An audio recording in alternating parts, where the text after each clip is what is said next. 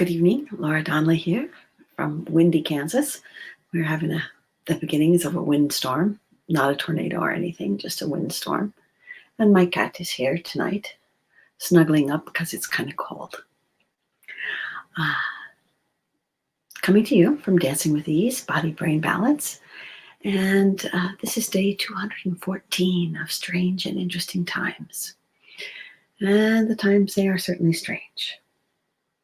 So one of the major things that I realized that I did at the very, very beginning of this shutdowns and pandemic was to really assess where I was going to get my information and what information I was going to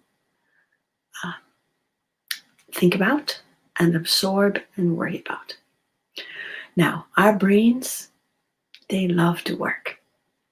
They love to work overtime, and they love to go crazy. Darn. But we can change all this. And if we pay attention to what happens, if we pay attention to what we're doing, if we notice when we are just unconsciously doing something, say you come home and the first thing you do is you turn on your TV and you have it on a news channel. And then you start to listen to whatever they're saying on the news channel. And I have a friend, Amber, and today she was talking about how once upon a time the news was just a person talking. Now there's a banner going across the bottom. There's little flashing extra pictures on the top. It's like super over inundation of information. Too much information to be processed. Some of it conflicting information. Some of it, it's almost like the way the news is structured. It's yelling at you all the time. So, what can you do? Well, do you need to turn on the TV when you walk in the house? Do you need to turn on the radio? You need to listen to the radio in the car. A lot of times I drive in silence, and it is really, really wonderful. When there's no sound, I'm not distracted by the sound. I'm not listening to the music or the words. I'm actually just looking at the world as it passes by my windshield. And I really love to do that. So, the first step for us in letting go and letting growth happen is to recognize when we are doing repeated habits and what are the repeated habits and what is the result of the repeated habits. So, I'm not saying don't look at the news, but I might be saying look at the news once a day. Or I'm saying pay attention to yourself. When you look at the news, what happens? See my cat? She doesn't ever watch the news. And she lives a glorious life. Now, we're not cats. I get it. But if I check the news once a day, I notice what happens. If I start yelling at the computer or the television, or I'm like, okay, I'm having a reaction. I'm not, what is the reaction? Why did I have the reaction? What made me have the reaction? Is the reaction beneficial to myself? Or does what I just read only agitate me? And if the sole purpose of the thing I'm looking at is to agitate me, why am I reading it? Who wrote it? Do I trust them? Half the time I read something and then I go read the biography of the person who wrote it or said it. Then I think if I think they're worth listening to. I have a few people I listen to, a few people I pay attention to. I found a cool site, I might post it here in the comments, that gives you the bias of a lot of the news sites that are out there. Are they, do they lean right? Do they lean left? Are they centrist? I don't agree with everything it says. But it's interesting for me to look at and think about, because we all have the capacity to observe, to catalog, to review, reflect, and decide. That's like 5 steps. That's like 5 really nice steps. That is seriously not what the news wants you to do.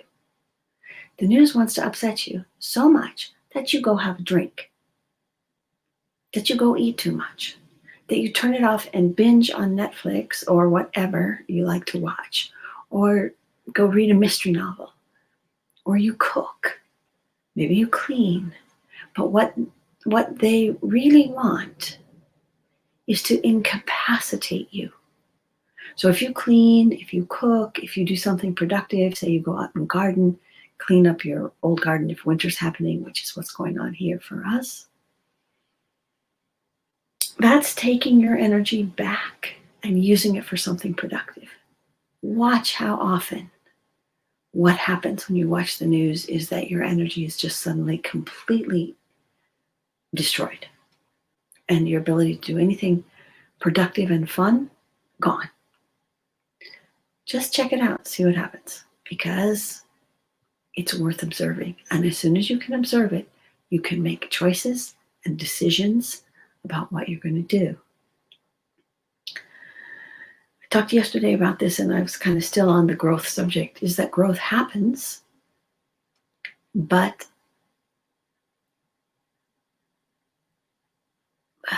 what I want to say is bad growth also happens. Okay, so it's like swearing, right? When I lived in New York, I got into cursing and swearing pretty good because that's what everybody does. Everywhere you are, you know.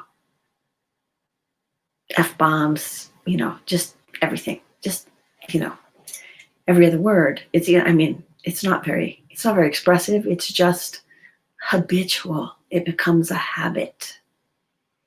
And I think I've told this story on myself too, is the taxi drivers are pretty cool. And man, I can go at it with the best of the New York City taxi drivers in terms of car cussing. But over the last year or so, I've been paying attention to ease, right? Paying attention to the situations that upset me, and noticing that even if I think it's funny when I car cuss, it distresses the people in the car with me. Because, you know, okay, it sounds all New Yorkie, and I'm in Kansas and they're not used to that. So it sounds angry and upset, and then they feel angry and upset. And really, I was just like, you know, venting a little bit.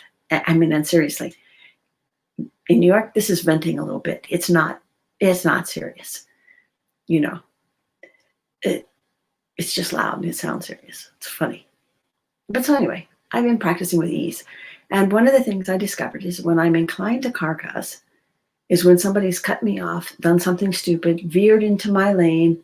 Oh, like tonight. Hey, and it happened tonight, and I didn't car cuss. Somebody came driving down.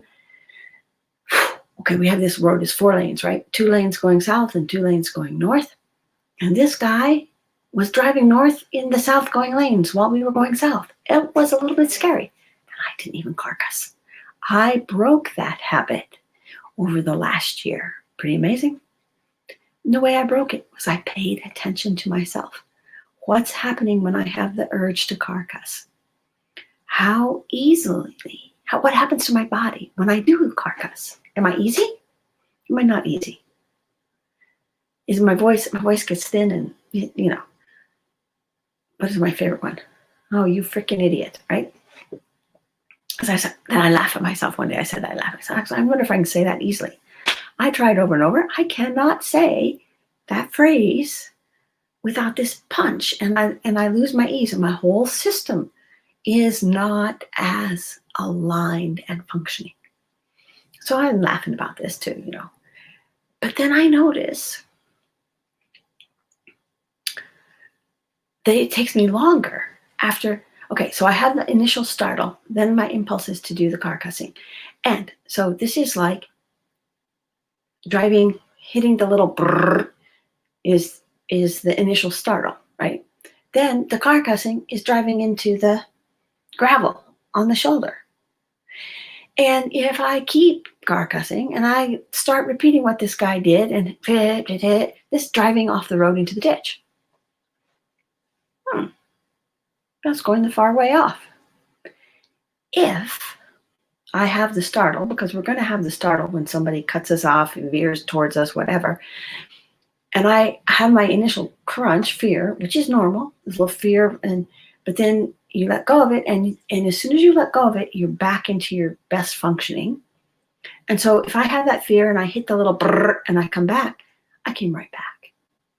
That's better for me, better for my driving, way nicer for people sitting in the car with me.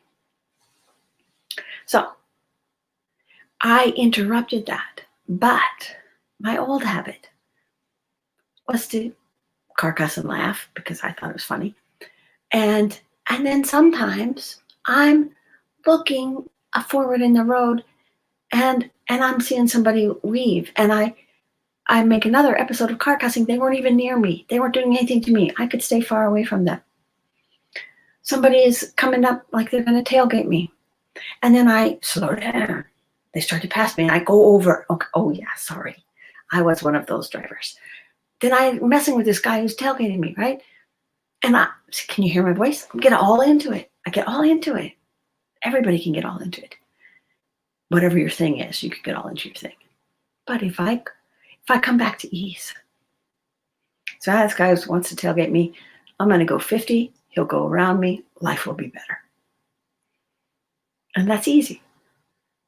And so instead of increasing and accelerating and growing my bad habit, I pay attention and I grow my good habit. And my good habit is coming back to ease. Because this is the thing. I didn't even know I was breaking my car cussing habit. I was just paying attention to ease. I was paying attention to what happened to the ease in me when I had an episode where I wanted to car cuss. I paid attention to myself when I did the car cussing. I figured out how not to car cuss. I figured out what was really happening, which was I was frightened.